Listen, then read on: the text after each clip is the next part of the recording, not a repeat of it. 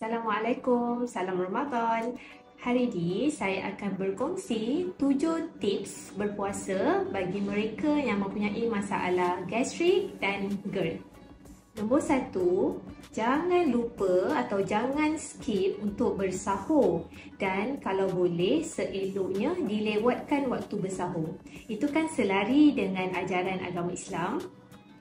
Nombor 2, selepas bersahur ataupun berbuka, jangan terus baring atau tidur. Seeloknya tunggu 4 hingga 6 jam sebelum tidur.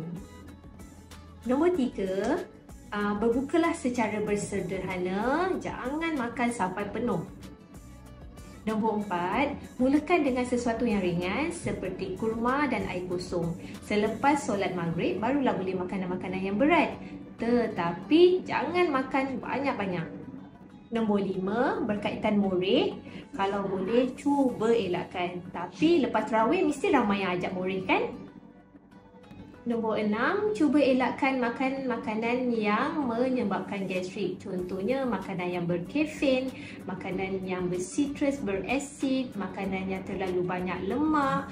Elakkan merokok.